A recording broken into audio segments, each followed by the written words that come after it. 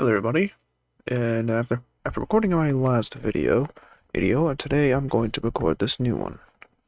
Now, of course, sorry about the audio problems of the original first concept, but hey, we're gonna try to make it work. So sorry if my voice acting isn't exactly too crisp. So anyway, let us begin with part 2 of Demon Priest, the Bloodstained Deal. Renovations were still underway, of course. Not everything was done. The dilapidation of the building is now slightly lesser than it originally was. So, after finishing such a concept, the original priest, East, who previously left it in his wake, was probably long gone, judging from his lack of effects in the building anyway. So, now, the priest writes his name, is writing a full letter of complaint to the Vatican for lots of reasons, mostly due to the events of the ghetto and his previous speech. His speech and the previous events that have happened the day earlier, several days earlier. So, now, after the priest finishes writing, Will enters the room. Father, I believe you might want to see something. What is it that I need to see? Well, take a look. He follows Will outside to the building, outside the church. He sees what appears to be the car was pretty run down. It's not exactly big time run down, but it is pretty bad. I assume this is important, yes? Yeah. I don't think anybody just offers up a priest a car. I see. Any reason we should be worried? I don't believe so. Absolutely no reason we should be worried. Okay, fair point. I think Dan might be trying to appease you again. Likely. Though I'm not interested in my own vehicle at the moment. At least, not without some serious implications there. Well, if you have the time, just let me know. I can ride it for you. No, too suspicious. Yeah, you're right. Soon enough. What's the plan now? How, though? We still haven't figured out how we're supposed to, appeal to the people. We're still doing renovations and all that. Well, the renovations are still better for now. We could probably take confession if we need to. Confession? In this kind of church? Although it may not seem likely, confession is one of the more important parts of prayer. Well, right next to prayer. And you think this will work? Not completely, but it'll be better than nothing. Alright, noted. Still, we should probably get this stuff done. Renovations? Definitely. Hey, wait. You talked to the bishop earlier. You said that he wasn't going to be able to transfer you. Correct. Why can't you just get a second priest to transfer here? Oh no, I've never thought of that. Perhaps it slipped my mind. Unfortunately, I don't have the time nor the patience to drive back there. So it's best to explore around the ghetto and get a hold of the small situation here. For at least I want to know the people that'll be working with. Ah, true. True that. Will lights up a new cigarette. So, I'll be here overseeing the renovations, boss. Don't worry. You just focus on the people. All right. He doesn't seem like the last guy, but can't be too careful.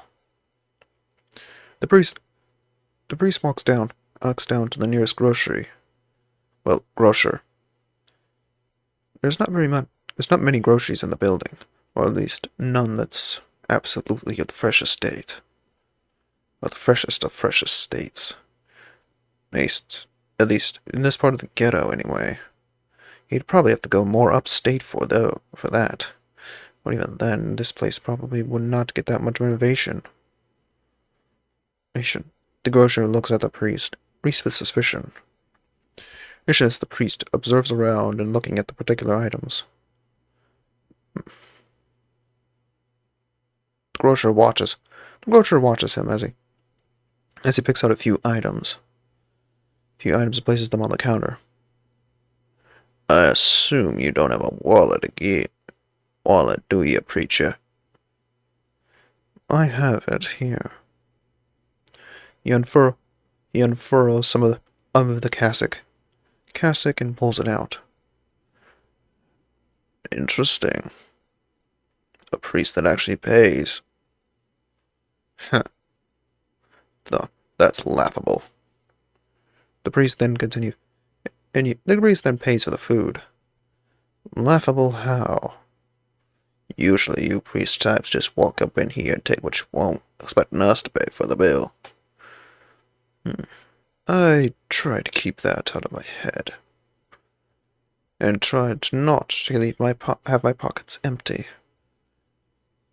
Interesting words to live by there, preacher. I'll keep that in mind. The priest then heads out of the grocer. The grocer receives a phone call. Hey, Michael's grocer, how can I help you? You know what we want, Michael. Dan, I thought I paid you guys last week. This is not about the payment, Michael. You know this. Look, man, my sister can't work for you guys, okay? Hey, she got that, syphilis thing, or what's it? I just need her here to come in to replace one of the girls. She unfortunately is in the hospital of my last client. But I don't got a syphilis. Look, just give her a penicillin and we can work this out. I can't believe I'm doing this. Fine. Okay, fine. I'll let her know you called. Best you do. Thank you, Michael. Michael hangs up the phone. Can't believe I have to work with this freak. The priest driving the scrochies heads back into the church. Alright. He notices the new oven in the attic. Electric. Of course. He turns on the oven and cooks some of the food he's brought from the grocer. Eating as he's looking over the paperwork for the church. Okay, yep, everything's signed to me, and in my name. William Crosier, yep, Let's just shorten that to Crosier here. Yep, okay. And done. He looks at the clock on the wall of the attic. Still several hours before that. I need an inspector to come in and look at the building next day. I'm bored, or to death. I mean, a preacher, bored. Ha, now that's hilarious. He gets up into the chair and rummages through the desk. Let's see what else you had in here, oh previous father. He looks through some of the old records. God dang it, so the embezzlement was true. This is gonna be a fun problem. Looking through more of the files, disposing of ones that are no longer relevant. He finds an interesting page. What's this? Extra communitorial service. Service from a George Bulwick? Hmm. Well, it looks like he wrote his address on here. Might as well check it out. Can't be too careful. He picks up the Bible. He picks up his Bible and rosary. Definitely can't be too careful. As he heads out, as he heads, as he heads to a taxi, drives to the locational area code. It appears to be even deeper in the ghetto. There appears to be noticeable signs of gang territory in areas of poverty. Some of the homeless population see the priest. Priest walking out the taxi. Taxi and knocking on the door of the building. Mr. Bulwick, I am here about that excommunicarial service you have done for the church. There was no response at the door. As he knocked a fourth time, the door was cracked open already. I'm coming in, Bulwick. Don't shoot. He enters inside, as if that would deter anyone from actually shooting him. He enters inside the door. He notices something odd about the room he was in. The front room looks to have been warped slightly. The wooden flooring is bulged and bent, and the ceiling looks like it's been taking a severe amount of water damage. And the door frame is cracked. The priest continues inside. He sees what appears to be black candles strewn around the place. Ace. He was slowly connecting the dots in his head. Black candles, structural damage, warped environment. Oh, God. Dang it. He rose a crowd to use the Lord's name in vain. I hope that was just something I was thinking, and not just something I just heard.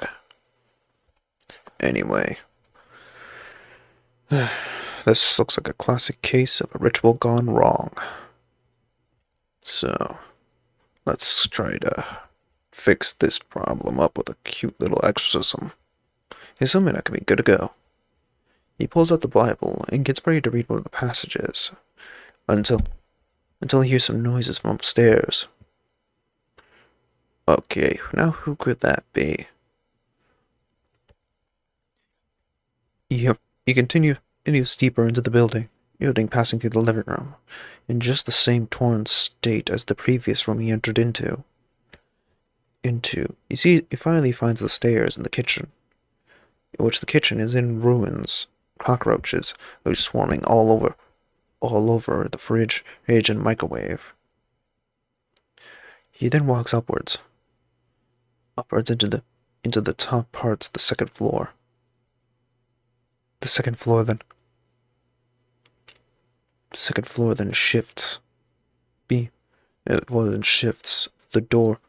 doors don't seem real here, or at least they don't seem as human. Slowly, he moves towards one of the doors, entering in the room. He sees what appears to be a man trying his best not to move from the position he's currently in. The priest looks at him. Hey, are you Bullock? The man opens his eyes looking around the room, seeing the priest. Ah, crap. Look, man, I think you should probably go. Not until I ask you some questions. You want questions? Fine. Bullock stands up in his position. So what do you want? Do you know the previous priest who has traveled here?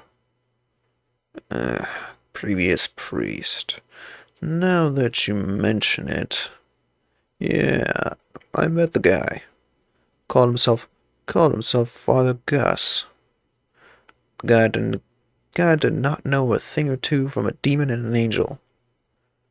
So, He asked me for advice. Asked me for demonic advice and how to handle them. Interesting. Why would he ask you? The Vatican provides that training quite readily. Perhaps the Vatican ain't paid enough to train him. Or he was hiding something.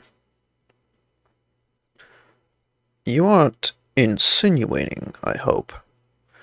No insinuations yet, just questions.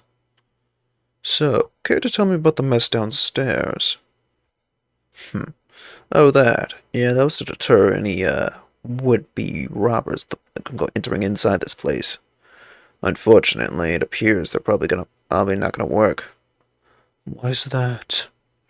Well, you walked into the building dressed up in your old priest's cassock and all that mess.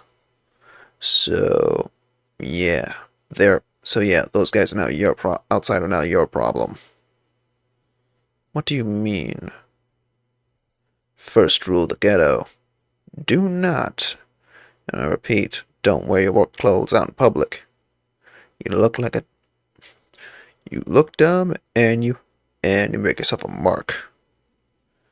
Yeah, there's some homeless guys outside that are waiting to jump you. I'll be the moment you leave the building. As I figured. Unfortunately, the Vatican forbids me. Hits me from using weaponry of the sort. It's for their image, I suppose. Not a problem. Here, got a ring for you. Sorry, the Vatican doesn't allow me to swing. Sorry, the Vatican does not allow me for any forms of marriage. Who said this was a marriage ring? Here. He tosses the priest the ring. The priest takes it. Yeah. Got it from a deal of mine. And he still owes me a little favor. And some debt. So, yeah. He's yours for the time being. I want it back, though. Hey, once you finish that church renovation, I want to go to the confessional first thing in the morning. I want you to get that ring back. Be clear? Duly noted. Good man. Put on that ring and your problems will go away. We'll see. The priest. Now, you'll excuse me. I got this demon I need to summon. The priest turns around. Why are you summoning demons anyway? Yeah. Well, oh boy. Guess I should explain it to you like I explained it to the last guy. Well, not the guy before you, the guy before him. So, I'm what most people would call a demonologist. I studied demons and their histories. So demons, their histories, their rituals, simple stuff. If you can pretty much know about an angel, I figure out the stuff about demons. If you want any kind of information from them at all, you ask me. It just so we're clear. So, in theory, if I were to ask you about Belial, what could you tell me about him? Big, angry, and likes goats. Interesting. And is also one of the few signet peoples of the Church of Satan. You know about those guys? Oh yeah, I've met a few of them in the years past. I've yet to see any in this part of the ghetto. Oh yeah, that's because most of the Church of Satan members are quite hush-hush. Most of these people tend to follow religions as well as the Church of Satan. Probably as a tax write-off, I don't know. Anyway, Bullock sits back down, out in the original position he was in when the priest first came in. Anyways, you know the way out. Either that, you can try your way out the back door, but that ain't exactly gonna be a good idea. Why is that? Trust me, there's a very pissed off demon on that back door. You mess with that back door, you're not gonna find your way. You're not going to find yourself intact on the way out. I'll keep that in mind. The priest closes the door, and returns to the front door. The priest puts on the ring before heading outside. One of the homeless grabs the priest by the collar. All right, turn your pockets out. What pockets, fair son? You think I'm a fool? Priest walks in here, having a Bible and a rosary and cassock, fully neat and done up. What makes you think that I am dumb? Can be tricked by your words, preacher. I truly have no money on me. Bull. Saw you in a taxi coming in here a while back. Was going to a friend. You sure you weren't going to your next big haul? Search him. Search him. He gets patted down. The other two pat him down, searching for what appears to be valuables. Hey, boss, he got a ring on him. Take it. So much for that. As the homeless man attempts to wrestle the ring free. Boss, it's stuck. Possible. Let me look at it. Look at it then. Come on, you stupid little... Same thing pierced me. Pricked me. Ugh, God dang. Ugh. You okay, boss? Does it look like him? Hang on, Jeffrey. What'd you say? You think I'm weak or something? No, boss, I didn't mean it. You think I'm weak or something? Then, boss, that's not what I said. Shut up. All three of the boss of this homeless grouper gang appears to then punches the second man, allowing the priest to get free and run off. The third man is trying to pry his boss off the second guy. What was that? The priest doesn't think anything of it. Looks like this ring was a little dirty. I'll have to clean it back at the church. It's not safe. Safe around here. This area at least. He finds a bus and waits for the bus there. As he does so, he sees a lot of the homeless population crowd around the bus stop. A bus then arrives. The priest hops on as it takes him to the second part of the ghetto. Part of the ghetto with the church. Alright, this your stop? Yes, I believe so. Hang on, you're the new priest. Priest in the church, aren't you? Of course. Why? I used to live here a while back. Used to be a nice place. Oh, so. If you, remove all the gang activity. Gang activity? Oh, so. Well, you've obviously already met Dan. But he's one of the lesser elements here. Bullying Bradford still can't get people out of tenements and all that, so most people don't exactly come over and live here. We haven't had an HOA here in 60 years. I see. I might ask you some questions about the city. Please, I'll come to you. Your church is about to be finished renovating, isn't it? Of course. I'll come then. I'll see you for a sermon. Good luck, Father. As to you, my son. He heads off the bus and enters back inside the church. Urges into the office. He takes off and examines the ring he now has in his possession. What a curious little thing you are. What are you? What am I not? Who's there? Not who. What? Look closer. He looks at the ring. Looks at the ring in his hand. He realizes now he's never actually went out and gotten a good look at it. The ring, seemingly normal, at least on the inside and outside, at least on its own. But as the priest rubs his fingers across the ring, he sees that the ring itself appears to have sharp teeth aligned along its spine. With what feels like a roughened, hardened exterior of chitin.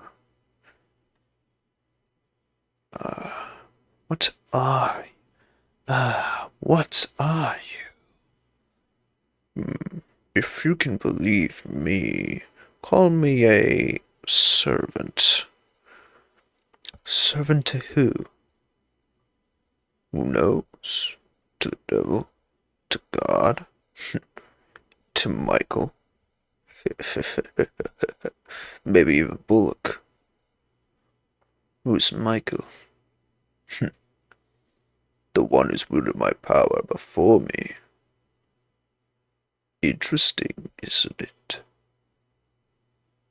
Saint Michael?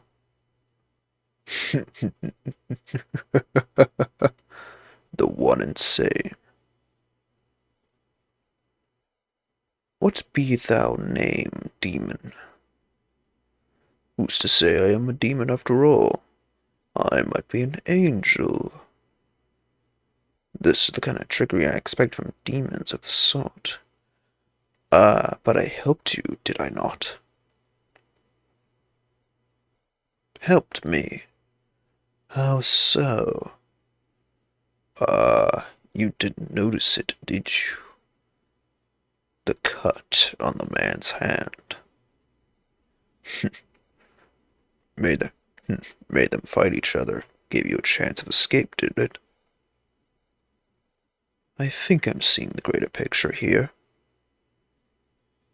And now you see it. Again I'll ask, what are you? Questions. You know it's a myth. You're not going to be able to control a demon through its name. If I was one. Nor an angel. If I am. Do you doubt your own abilities, or are you trying to confuse me? Doubt is more the correct word here. I've long since lost my memory of who I was since Michael took me into his possession.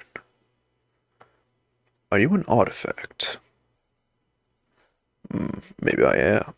Maybe I was a person once. Who knows? How so? The priest starts trailing off, looking around the room. Hey, by the way, Bradford, 12 o'clock. How do you know? Yeah, listen, buddy. I'd suggest you hide what you got. Hide from that, Bulwark guy. He may have had me in his possession for several years, but Bradford's been after that thing for way more. Noted. Good man. He hides the ring. in the second desk drawer. Bradford enters up to the attic. Slightly pissed, but not as pissed as he was during their first meeting. Bradford, I assume the construction's going well. Almost finished, priest. So, what is this about then? I'm just here to deliver you the bill. I see. I assume you are aware that the Vatican will pay out of its own pocket for the renovations, or any and all renovations. I noticed, but this one's a personal bill. For what? For the new tenement you'll be leasing while you're here. I intended to live inside of the church. Not while you're here, you ain't. See, people like a little friendliness, you feel me? And I don't feel too kindly about a priest. He's living outside of his means.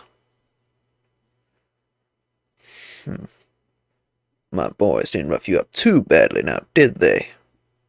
I see. That homeless squad was yours, then. My eyes and ears, just so happens. I assume it might be a threat. Threatening me then? Always with that stutter. Annoys me after death. He approaches the priest and slams down the paper on his desk, almost cracking it in the process. Anyway, here's the contract. Simply put, this is a 5-year lease. Not that expecting to stick around for that long. Simply put, this 5-year lease will only apply to you and only you. You sign it, and we'll be golden. The priest reads through the contract. As he does so, he marks certain things on a notepad. As well as referencing his own, and sometimes references his own notes from time to time as he looks through it. I'm sorry, I can't sign this. What? You scared of getting proper owing somebody from me? Owing somebody, boy? No. I'm not. No. Not that. I'm not signing this because it is illegal. Ew. He slides the paper back over. I never thought on somebody like you would be scared of legalities. Oh no, I don't mean for me.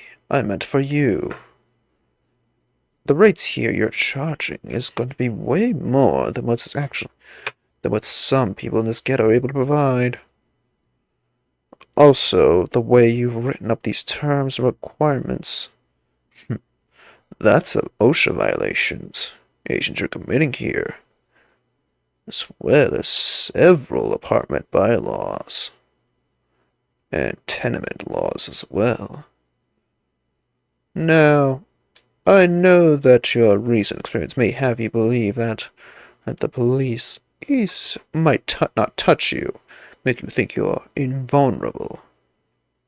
But trust me, I know my way around on types like you. That a threat I hear? Not a threat. Just a remark. Still, if you can draw up a new contract, I'll look it over. I can look it over. After all, I don't want anyone that could potentially be affected by the church's own activities to be stuck in a scandal now, do I? Bradford looks over the contract again. Act again. Sweat was piercing on his brow, his expression not changing. But he already knows the priest had him. He didn't know how, but he had him.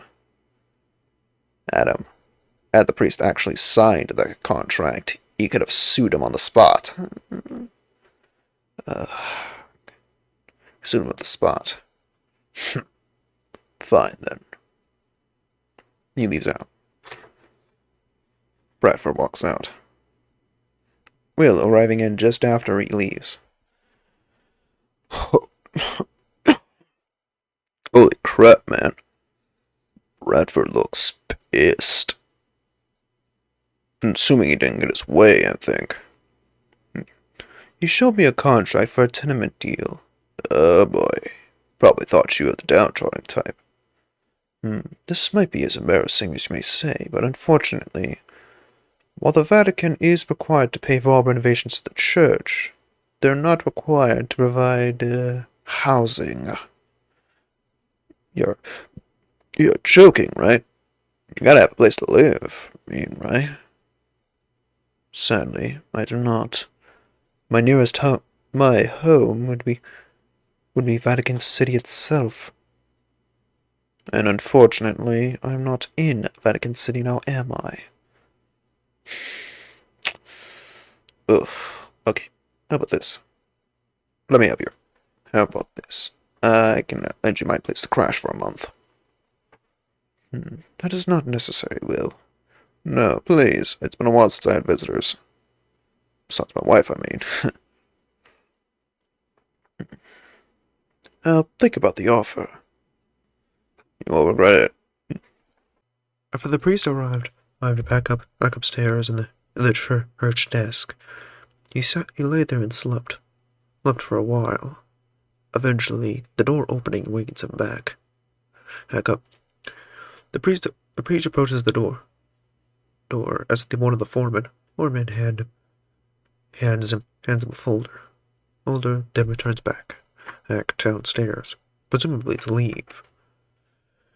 The priest then looks about at the letter he has folder he has gotten.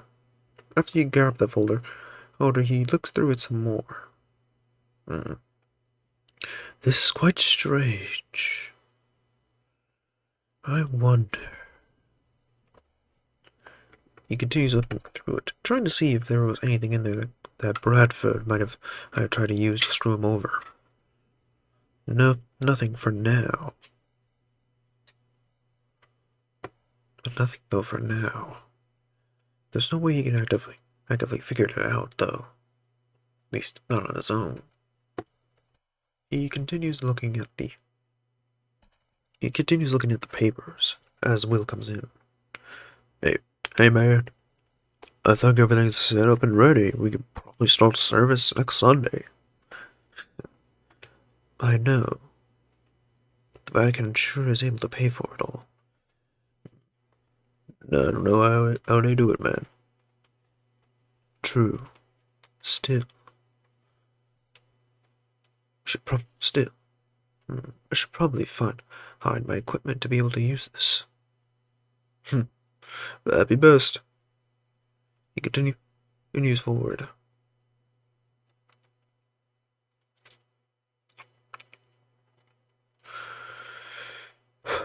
After a while of driving throughout the night, in countryside, he delivers his report to the bishop. Let's see. The bishop was sitting on the porch, semi-bored, contemplating almost. And you sure this is everything true in the report? Absolutely. I see.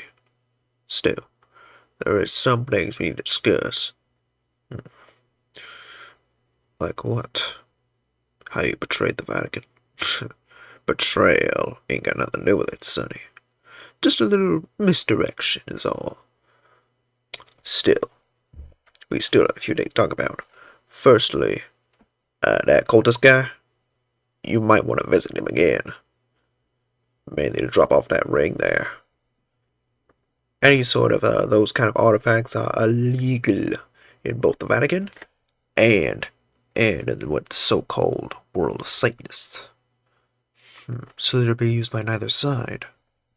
If that's the case, why not return it to the Vatican? The Vatican won't be too keen about the rings being anywhere near the possession anyway. Plus, it's a death sentence. You ever tried delivering one of those things, a holy artifact, to the Vatican? Good luck getting it out. Good luck getting it in. Much less getting it out. So to be fairly honest, I trust the Vatican with this stuff about as much as I trust them with my caviar. You and your caviar. What are you, obsessed? A little bit. How much did you spend this year on caviar? Oh, nothing a little more than over $50,000. Buy cheaper caviar, but the taste isn't the same. You have a life, but the caviar. Whatever. Look, you can have your caviar tastes, but just try to keep them under a certain limit, okay? This isn't Vatican City, nor is it Rome. We can't just buy this stuff in abundance.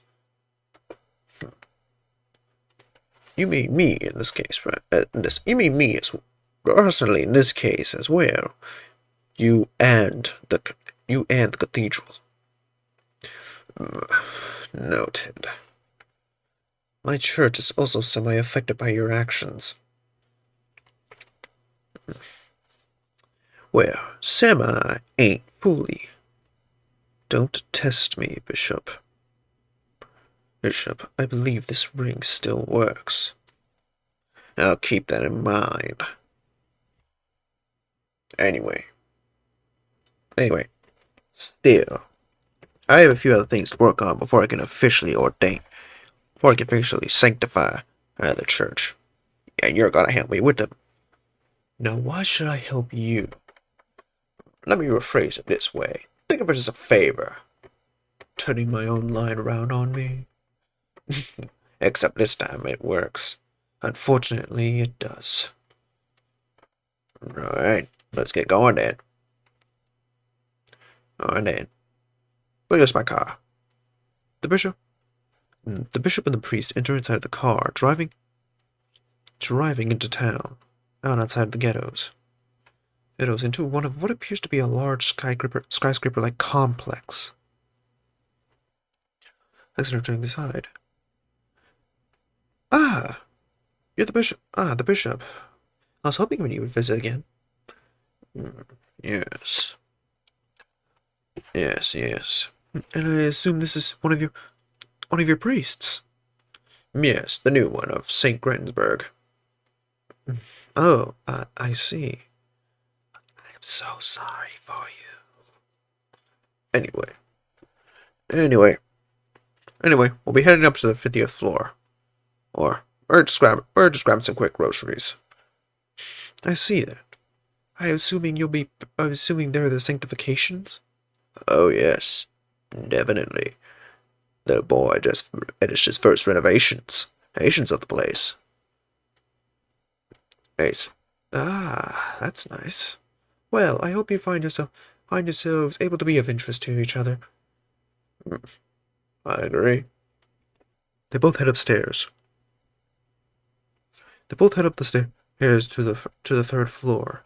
Afterwards, using the elevator to reach the floor they acquired. So, how does the sanctification rites go again? No, it's nothing like that, sonny. Sanctification nowadays is all ceremony. Why ceremony? Why not just do the full rites? The rites only work under certain circumstances. More specifically under demonic influence or angelic influence. Every one of those churches, even the non-Christian ones, have their own rites for every church. Usually it was meant to protect one from the other. Nowadays, though, that stuff's mostly ceremonial. O'Neill says, we ain't all priming to kill each other in that. I can't argue with that result. They continue grabbing and looking through the ceremonial item that is required for sanctification. Nation.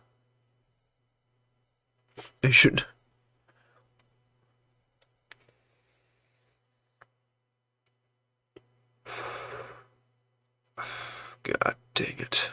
Why do I have to work on my day off? The man was taking a drag off of what appeared to have been off of a vape. Hey, probably purchased from one of the other floors. Well, so before he puts it back in his pocket. He approaches back to the counter. Hatter, ready to ring up the priest's ring up the holy people's orders.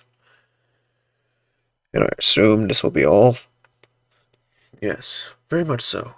Alright, let me just ring you up. Wait a second.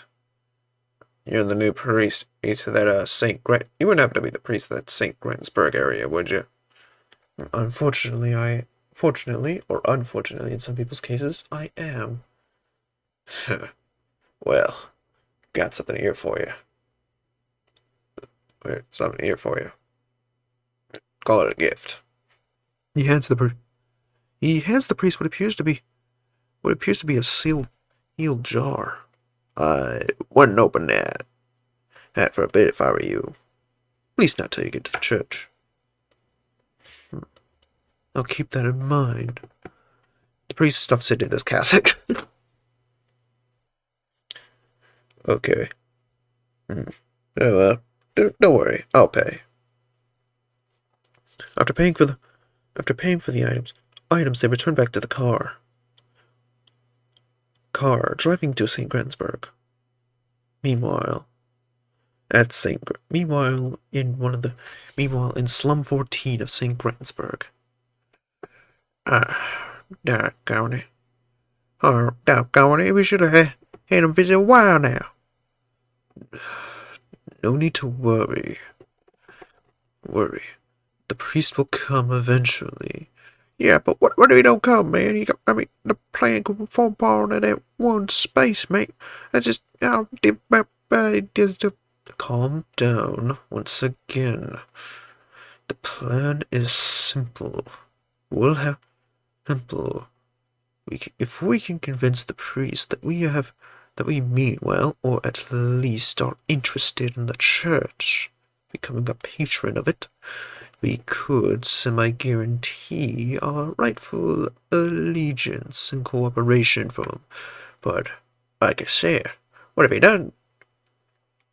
If he doesn't, we'll have to bribe another priest. We'll have to bribe another priest of another district. Shouldn't be hard. Hard after all. That's not what I'm worried about, man. Man, I'm worried if he figures out the racket. And gets us booted. Booted for St. Grensburg. If we get booted for St. Grensburg, man, our job's done. Boss want us dead. Calm down. We won't have it happen. The boss is still on our good side. Yeah, speaking of which, where's Dan? Dan should have been here an hour ago. Dan said he was busy.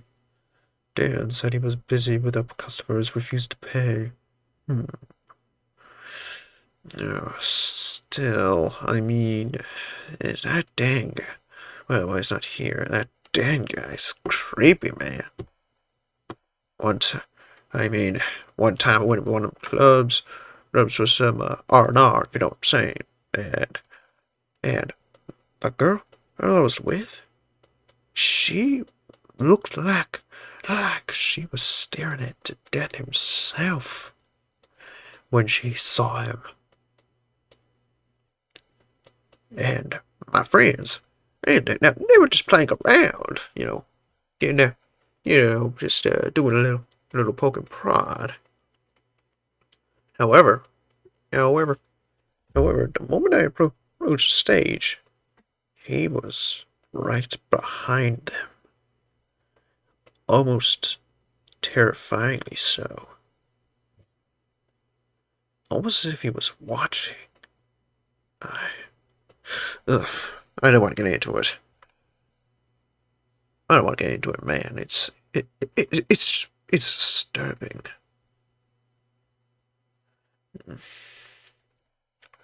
So here. Some people believe he's possessed by a demon. A demon? Nah, man. Not him. He treats those girls way nicer than he treats any of us. Heck, I've seen one of them carrying caviar on her food, for Christ's sake. Caviar! Dude, heck, when I want fish eggs, I go out there and fish them myself. I don't need to get no canned caviar. Caviar, roast good enough for me. Still, who's to argue that roe isn't better? Isn't better than caviar? Yeah, right. Some of them, what was it? French, Italians, here's saying that caviar is better than roe. Now, Dave, the Japanese were correct with the roe. The roe is good. You don't need caviar to make it tastier. I bet you someone is going to read that argument incorrectly. I'll let him. I'll let him. That roe. I'll let him. Fish roe. Fish roe for the win. Don't need no caviar. Oh, my palate took tell me that fish ain't good. Good. The door opens. The door opens as Dan arrives, sitting down in one of the other chairs. Ah, Dan, you're here. And you brought your friend with you. She's none of your concern. Yeah, right. Well, just wondering. Wondering what? Do you know anyone? No, not just anyone. Do you know someone who can help us deal with that priest? I assume you were talking about the priest on the St. Gretens. The new row, of course. Yeah, that's the one.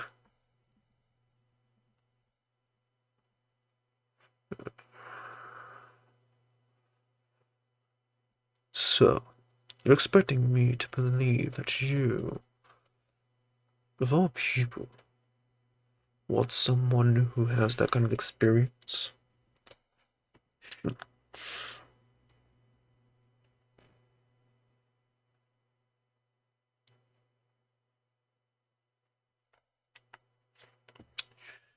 I thought so. So, why not, instead of getting rid of the priest, or at least any of his potential affiliates, let's try to figure out a strategy. Yeah, well, what can we do to him? To him, no. Do anything to him, he's just he'll suss us out like the last one. Yeah, speaking of that last one was a piece of work, wasn't he? Yes, complete debauchery.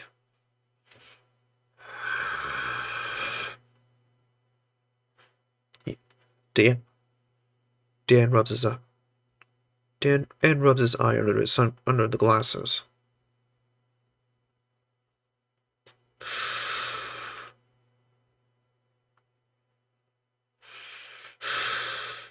So, let's not have that happen again, why don't we? Agreed. Yep. So, now, I'll ask again. How are we getting that priest? Well, we have some semblance of an idea, but you ain't gonna like it. And what would that be? We summon a demon.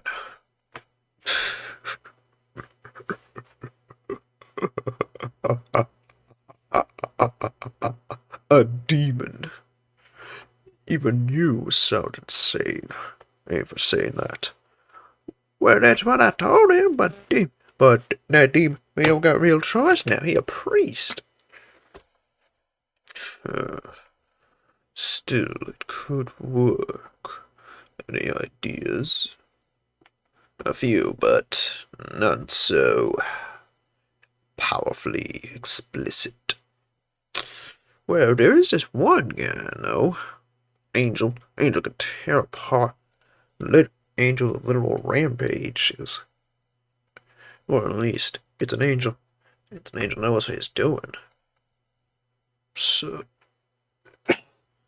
So, we have a plan then.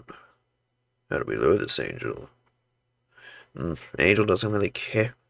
To be honest, this is one of the easier ones we can actually get to. Still, I'm gonna need something from you. And what would that? And don't. Ow! I got my finger! I need something to seal it in. To seal it out. Why do you need to seal it? Why not just summon it as is? You summon it as is, and we all gonna pay for it. Alright. I don't know the exact rights, but here goes. Here goes. The man, the man starts saying the word, certain words. Certain words. As a result, summoning what appears to be a pale figure whose arms and legs are bound in chains. Its wings covered in metallic rust, floating, almost as if there was a slight breeze constantly about. The face shifted its features depending on the direction you looked at it. What assistance do you require? We require one such as you to bring about wrath against that of a unholy being. You expect me to believe that you wish suffering? To some extent, yes, but I know your goals. We might have a similar motivation. I will assist on one condition. That condition being a sacrifice.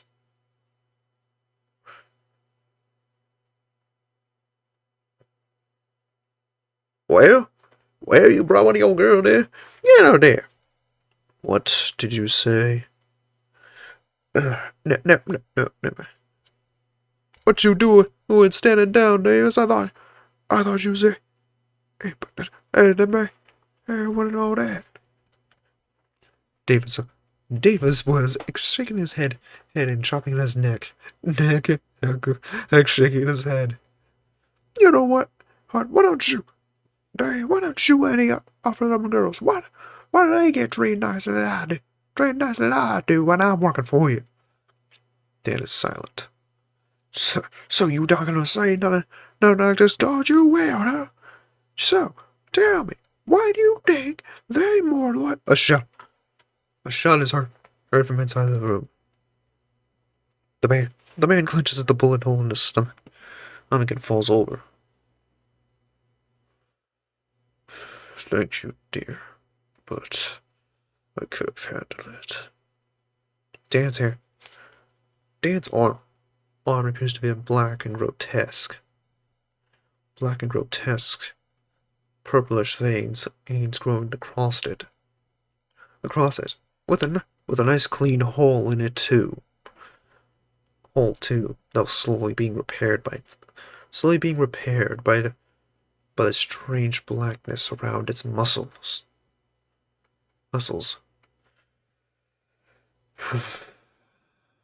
Dan calms down, and the arm returns to normal. Now, I believe you have your sacrifice. No, company. I don't want to know. Asha. We accept your offer. It'll be done. The angel flies through the open window.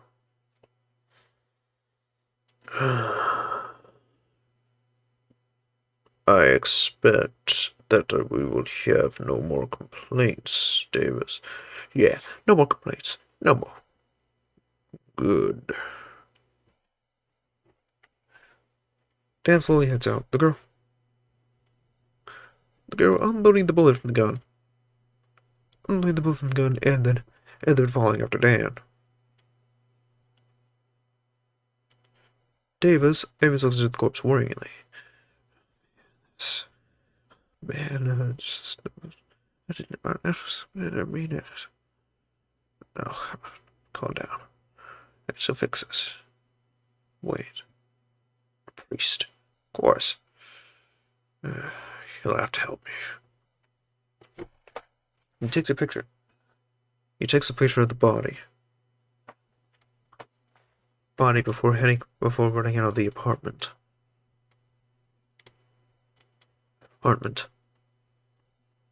And we are gonna leave that there. Yeah, so sorry for that weird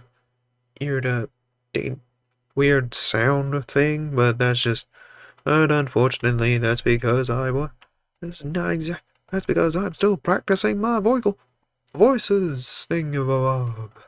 So yeah, it's both fun and a pain. So yeah, sorry about that. Okay, hope you enjoy.